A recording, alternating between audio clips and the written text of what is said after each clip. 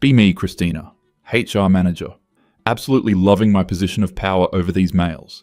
Finally have the authority to create real change in this patriarchal hellscape.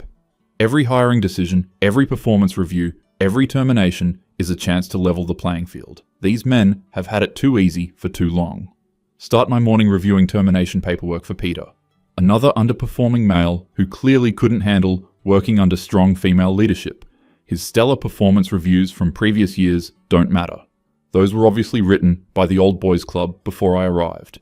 What matters is creating space for more qualified women.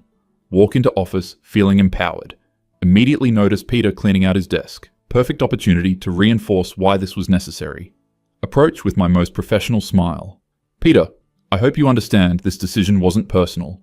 The company is simply evolving beyond outdated performance standards. Peter stops packing, turns around with this look of complete disbelief. Outdated performance standards? Christina, I've exceeded every metric for 3 straight years. I brought in our biggest client just last month. Here we go, with the male fragility. They always think their so-called achievements entitle them to special treatment. Performance isn't just about numbers, Peter. It's about cultural fit, about fostering an inclusive environment where everyone can thrive. Cultural fit? I've never had a single HR complaint. I mentor junior developers regardless of gender. What exactly about my culture doesn't fit? He's getting that aggressive tone they always use when questioned. Probably never had a woman challenge his perceived superiority before. Look, I don't expect you to understand the nuances of modern workplace dynamics. The fact that you're becoming defensive proves my point about your inability to adapt to progressive leadership. Peter's face is getting red now. Typical male anger, when they can't intimidate their way out of consequences. Progressive leadership? You've fired 6 men in the past 18 months, while promoting women with half their experience. Sarah got the team lead position despite being here 8 months, compared to David's 4 years. Oh please, here comes the reverse discrimination narrative, as if these men have any concept of what real discrimination looks like. Sarah brings fresh perspectives and innovative approaches that, frankly, David lacks. Experience isn't just about time served, it's about bringing value that aligns with our forward-thinking culture. Forward-thinking culture? Christina, you literally told the entire engineering team last month that masculine communication styles were toxic and needed to be eliminated from our workplace. He was actually listening during that workshop. Surprising, given how most men just tune out when presented with uncomfortable truths.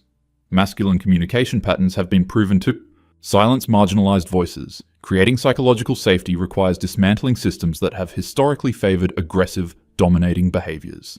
Peter starts laughing, but not the good kind. That bitter, entitled laugh men do when they realize their privilege is being checked. Psychological safety? Dave got written up for disagreeing with Linda's project timeline. Tom was sent to sensitivity training for using the word guys when addressing the team. Meanwhile, Jessica screamed at 3 different people last week and got praised for her passionate advocacy. Blah. Now he's just making things up, reframing normal accountability measures as somehow unfair. Those situations were handled appropriately based on their individual contexts. I wouldn't expect you to understand the complexity of equitable management practices. Individual contexts. The context is that you've created different rules for men and women. Every male employee walks on eggshells, while women can behave however they want without consequences. The persecution complex is strong with this one. Acting like basic workplace evolution is somehow oppressing him. What you're calling different rules is actually just equal treatment feeling unfair to people accustomed to systemic advantages. When you're used to privilege, equality feels like oppression. That's a good line. Definitely using that in my next presentation to leadership. Peter shakes his head and goes back to packing. You know what, Christina? I'm done trying to reason with you, but this isn't over. Ooh, threats now. How perfectly predictable. I hope for your sake that's not intended as intimidation, Peter.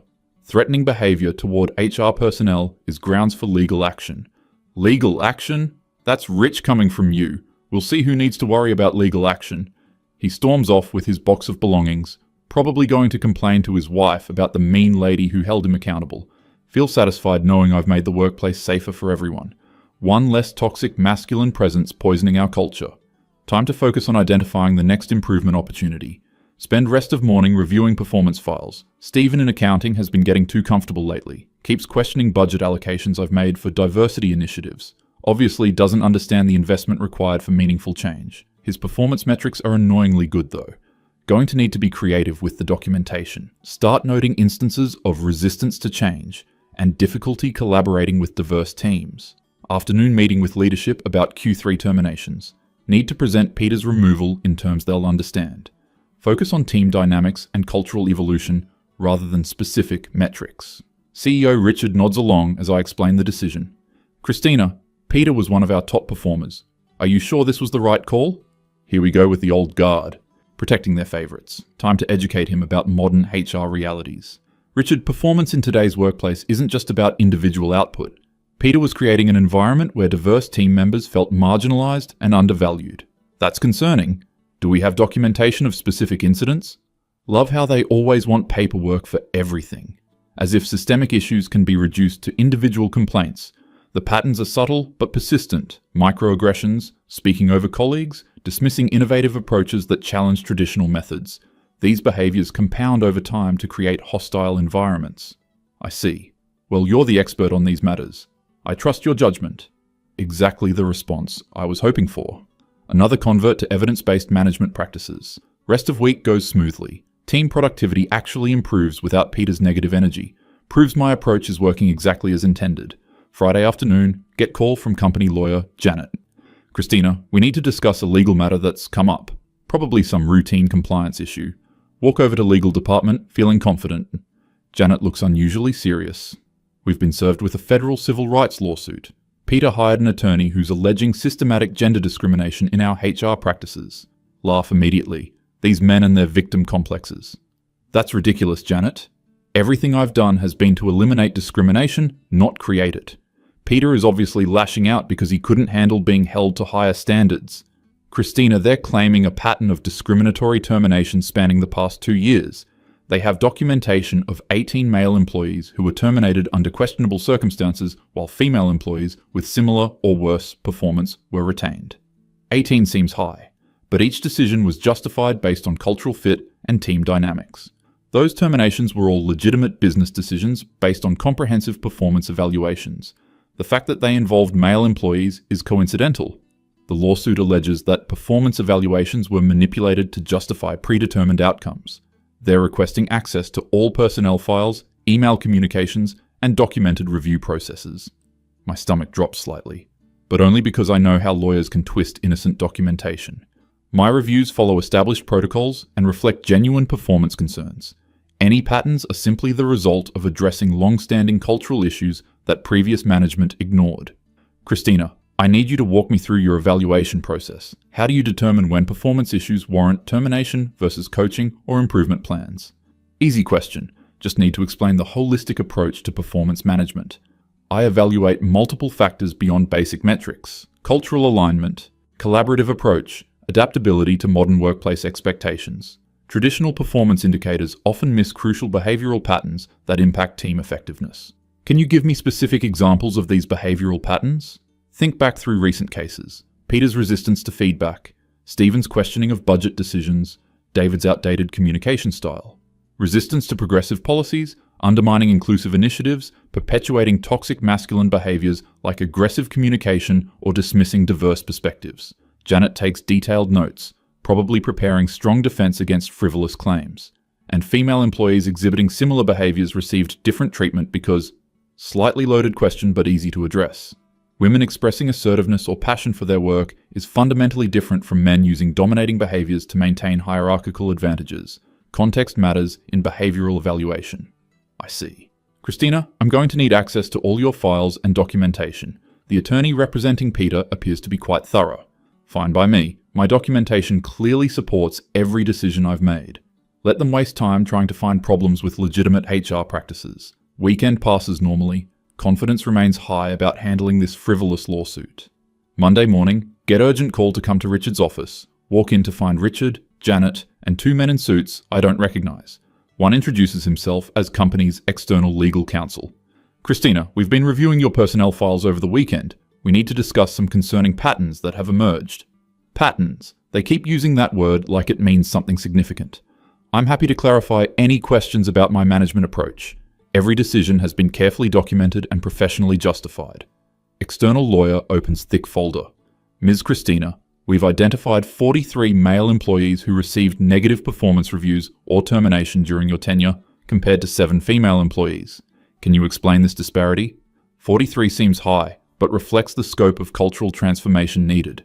Those numbers reflect the reality of addressing long-standing workplace issues. Many male employees struggled to adapt to evolved standards and expectations. Yet during this same period, you hired or promoted 61 women compared to 12 men, despite roughly equal application pools. How do you account for this hiring pattern? Good hiring means prioritizing candidates who will contribute positively to team culture. I prioritize candidates who demonstrate collaborative skills, emotional intelligence, and commitment to inclusive workplace values. These qualities were more prevalent among female applicants. Richard interrupts with frustrated tone. Christina, Peter's attorney has subpoenaed email communications between you and other HR personnel. Some of these communications are problematic. My emails are professional and focused on legitimate business objectives. Not sure what could be problematic about that. External lawyer reads from printout. Quote, "Another day, another opportunity to thin the toxic masculine herd. Stephen's resistance to our diversity budget proves he's not aligned with company values. Does this sound professional to you?" That was obviously taken out of context, part of larger conversation about cultural evolution. That communication reflected frustration with employees undermining important initiatives. It's natural to express concerns about resistance to positive change. Quote, "David's promotion request denied. 4 years experience doesn't matter if it's 4 years of perpetuating outdated masculine leadership styles. Sarah brings fresh energy this team desperately needs." Perfectly reasonable justification for merit-based promotion decisions. Sarah was objectively the stronger candidate based on modern leadership competencies. Experience alone doesn't qualify someone for advancement. Quote, "Peter thinks his sales numbers entitle him to special treatment. Time to show him that accountability applies to everyone, especially overconfident men who think rules don't apply to them." Okay, that one sounds worse without proper context, but still reflects legitimate performance management concerns. Peter displayed entitlement issues that needed addressing. His attitude was becoming problematic for team morale. Janet looks mortified. Richard appears angry. External lawyer continues reading. Quote, "Performance reviews are our most powerful tool for reshaping workplace culture. Every negative review for toxic males creates space for qualified women to advance. Does this represent fair performance evaluation practices? That's completely twisted, obviously referring to natural consequences of merit-based assessment. That statement reflects the reality that removing underperforming employees creates opportunities for better candidates. It's basic workforce optimization. Ms. Christina, these communications suggest predetermined bias rather than objective evaluation. Combined with the statistical patterns, they paint a troubling picture of discriminatory practices. This is getting ridiculous. They're criminalizing efforts to create equitable workplace culture. My practices have been consistent with modern HR standards and diversity best practices. If creating inclusive environments is now considered discriminatory, then the legal system needs updating. Richard explodes. Christina, you've exposed this company to massive legal liability through your personal crusade. These aren't diversity best practices, they're illegal hiring and firing practices.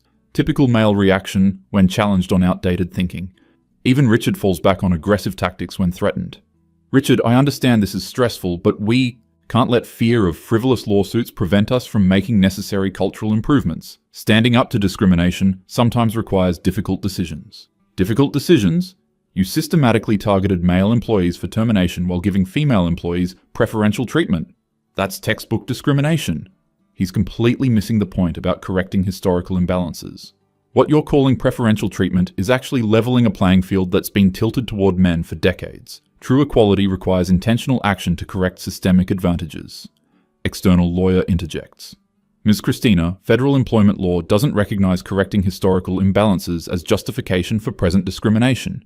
Your actions appear to violate multiple civil rights statutes. Civil rights statutes written by and for the benefit of historically privileged groups. Using them to prevent actual equality is peak legal system irony. Those statutes were designed to protect marginalized groups, not perpetuate existing power structures. Using them to attack diversity initiatives perverts their intended purpose. The law prohibits discrimination based on gender, regardless of which gender benefits.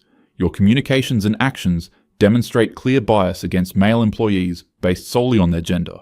They keep saying bias like it's automatically bad. Correcting systemic injustice requires acknowledging group-level patterns. What you're calling bias is actually informed awareness of how gender dynamics impact workplace culture. Ignoring these realities perpetuates inequality. Richard stands up, clearly losing patience. Christina, you're fired. Effective immediately. Security will escort you out.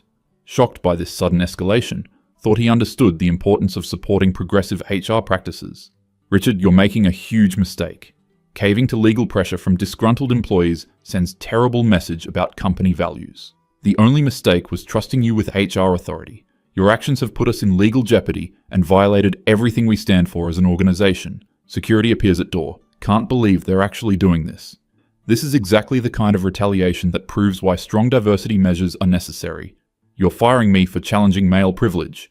We're firing you for systematic discrimination and illegal employment practices. There's a difference. Walk out in stunned silence.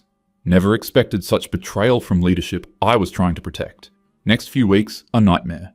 News of lawsuit spreads through professional networks. Former colleagues avoid contact. Job applications get rejected without explanation. Peter's attorney contacts me directly. Ms. Christina, we're prepared to add you personally to the federal lawsuit unless you're willing to cooperate with our investigation. Decide to meet with him. Confident I can explain the context behind my decisions. Attorney's office is intimidating. Peter sits across table looking vindicated. Attorney, Kevin, has files covering entire conference table. Ms. Christina, we've documented a pattern of discriminatory behavior spanning 2 years.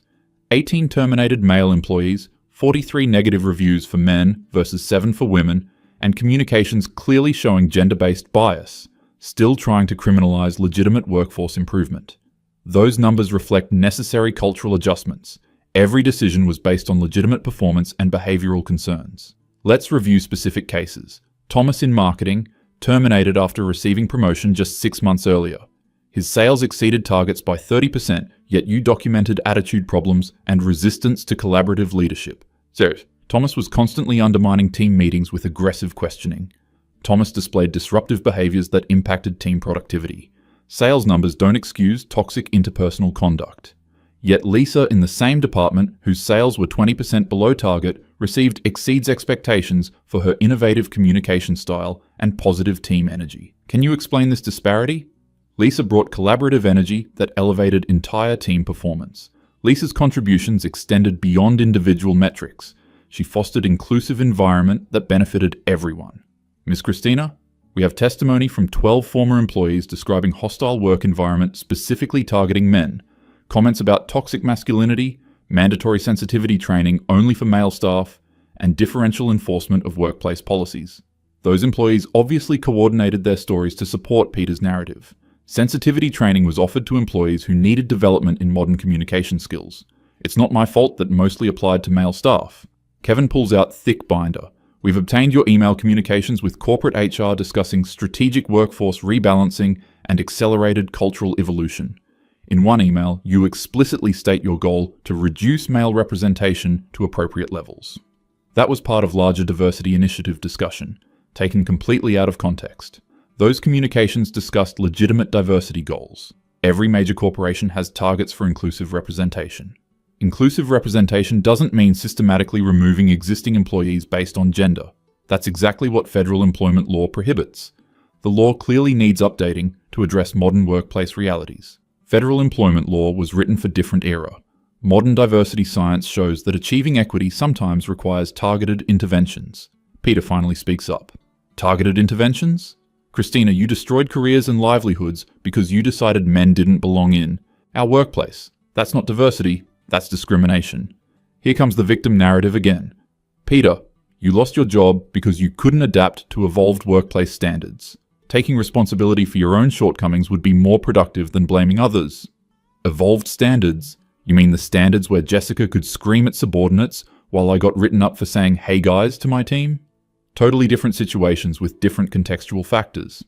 Jessica was advocating passionately for important projects. Your language use reinforced exclusionary patterns that marginalized team members.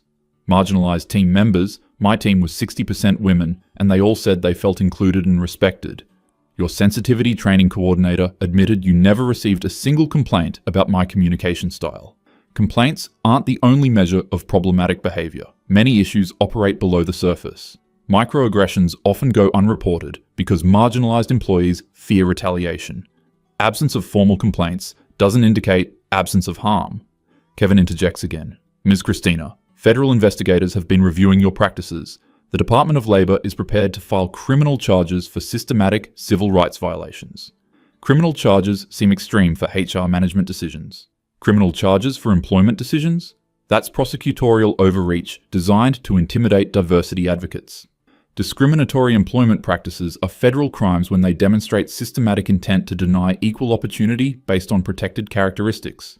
Your documented statements and actions meet that standard. This legal system is completely backwards, criminalizing efforts to achieve actual equality while protecting existing privilege. The legal system needs to evolve beyond protecting historically advantaged groups from accountability. Real justice requires dismantling systemic barriers. Ms. Christina, do you feel any remorse for the harm your actions caused to terminated employees and their families? Remorse for improving workplace culture and creating opportunities for qualified women. I feel satisfied that I took meaningful action to address workplace inequality. The terminated employees will benefit from learning to adapt to modern standards. Peter looks incredulous. Satisfied? Christina, James lost his house because he couldn't find work after you fired him. David's wife left him because of the stress. Stephen had to pull his kids out of private school. You destroyed families over your personal ideology. Those men should have considered consequences before resisting positive change. Personal struggles resulting from termination are unfortunate, but don't invalidate the necessity of cultural evolution. Adaptation requires temporary discomfort. Temporary discomfort? You cost 18 men their livelihoods and damaged dozens of careers through manipulated reviews. That's not discomfort, that's devastation. They're being overly dramatic about normal workforce transitions. Workforce evolution always involves displacement. The responsibility lies with individuals to develop skills and attitudes that align with contemporary expectations. Kevin closes his files. Ms. Christina, your complete lack of remorse and continued justification of discriminatory behavior will be noted in our federal filing. Criminal prosecution will proceed. Criminal prosecution for HR management seems like massive overreach. This prosecution represents backlash against diversity progress. History will vindicate my efforts to create equitable workplaces. Leave attorney's office feeling confident about eventual vindication. Progressive movements always face initial resistance from entrenched systems. 6 months later, sitting in federal courtroom as defendant. Charges include conspiracy to violate civil rights, systematic employment discrimination, and fraud related to manipulated performance reviews. Prosecutor presents overwhelming evidence. 18 terminated men, 43 manipulated reviews, documented email communications showing intent to discriminate. My attorney argues cultural evolution and diversity advancement. Jury seems skeptical of explanations. Peter testifies about career destruction and family impacts. Other terminated employees share similar stories. They make it sound like personal vendetta rather than professional management. Take stand in my own defense. Opportunity to explain progressive HR methodology to jury. Every decision I made was intended to create more inclusive, equitable workplace culture. The terminated employees struggled to adapt to evolved standards that prioritized collaboration over domination. Prosecutor cross-examines aggressively. Ms. Christina, you testified that male employees struggled to adapt. Did you provide equal coaching and development opportunities to help them adapt? Coaching was available to employees who demonstrated genuine commitment to change. I provided resources and feedback to employees who showed willingness to evolve. Unfortunately, many male employees resisted these development opportunities. Yet testimony shows female employees received extensive mentoring and support, while male employees were written up for identical behaviors. How do you explain this disparity? Different employees require different approaches based on their specific needs and challenges. Effective management requires tailored approaches. Female employees needed encouragement to overcome historical barriers, while male employees needed accountability for privileged behaviors. Privileged behaviors? Can you define what constitutes privileged behavior in workplace setting? Easy question about fundamental diversity concepts. Privileged behaviors include dominating conversations, dismissing diverse perspectives, resisting inclusive policies, and perpetuating masculine communication styles that marginalize others. Did you apply these same standards to female employees? For instance, when Jessica screamed at subordinates, did you consider that dominating behavior? Jessica's situation was completely different context. Jessica was advocating for important initiatives under stressful circumstances. Context matters in behavioral evaluation. So the same behavior is acceptable from women, but not from men. They're deliberately misunderstanding the complexity of power dynamics. Behavior must be evaluated within historical and systemic contexts. Women asserting themselves operates differently than men reinforcing existing advantages. Ms. Christina, Federal employment law prohibits different standards based on gender. Do you acknowledge violating this legal requirement? Federal employment law fails to account for systemic inequality and necessary corrective measures. I followed progressive HR practices designed to achieve actual equality rather than maintain existing disparities. Sometimes, legal compliance conflicts with moral imperative. Prosecutor presents email evidence. My communications about thinning the herd and strategic workforce rebalancing sound worse when read aloud in courtroom. Closing arguments focus on systematic nature of discrimination. Defense emphasizes diversity advancement and cultural progress. Jury deliberates for 6 hours. Returned guilty verdict on all charges. Sentencing hearing 3 weeks later. Facing potential federal prison time for employment discrimination. Judge reviews evidence of systematic bias, manipulated reviews, and complete lack of remorse. Ms. Christina, your actions represent serious abuse of authority and systematic violation of civil rights. Your continued justification of discriminatory behavior shows no understanding of the harm caused. Address court about importance of progressive change. Your Honor, my actions were necessary to address historical workplace inequality. Punishing diversity advocates sends chilling message about our commitment to justice. Ms. Christina, discrimination is discrimination regardless of motivation. Federal law protects all workers from systematic bias, including male workers. I sentence you to 18 months federal prison and 5 years supervised probation. 18 months seems excessive for employment management decisions. Appeals process takes additional year. Conviction upheld at every level. Legal system clearly invested in protecting traditional power structures. Enter federal prison, still believing in rightness of my actions. Cellmate asks what I'm in for. Employment discrimination, apparently. I made hiring and firing decisions to create more equitable workplace, but the legal system criminalizes diversity advancement. So you fired people for being men? She completely misses the complexity of systemic change efforts. I removed employees who perpetuated toxic workplace cultures and couldn't adapt to inclusive standards. Their gender was coincidental. Sounds like you fired them for being men. That's messed up. Even prisoners don't understand progressive employment practices. 18 months in prison provides time to reflect on broader systemic issues. Realize the entire legal and corporate structure is designed to prevent meaningful change. Release after serving full sentence. Professional prospects completely destroyed. Disbarred from HR practice. Blacklisted from corporate positions. Forced to take minimum wage retail job to survive. Co-workers don't know about criminal background, but skills feel wasted on menial tasks. Occasionally see news about former company. They hired traditional HR director who reversed all my diversity initiatives. Male hiring and promotion rates returned to previous levels. Exactly the regression I predicted. Peter found new job and rebuilt career. Other terminated employees also recovered professionally. They got book deals and speaking opportunities about workplace discrimination. Media portrays them as civil rights heroes. My story gets framed as cautionary tale about extremist ideology. 5 years later, still on probation, struggling financially and professionally, but convinced that history will eventually vindicate progressive employment practices. Watch diversity initiatives continue advancing in corporate America. Other HR professionals learn from my experience to be more subtle in implementation. Maybe my sacrifice helped educate others about necessity of strategic approach to workplace equity. Change is slow, but inevitable. My methods were ahead of their time, but ultimately correct. Probation officer asks about employment prospects. Christina, have you considered that your approach to workplace diversity might have been fundamentally flawed? Typical question from someone who doesn't understand systemic change requirements. My approach was necessary given the scope of inequality I was addressing.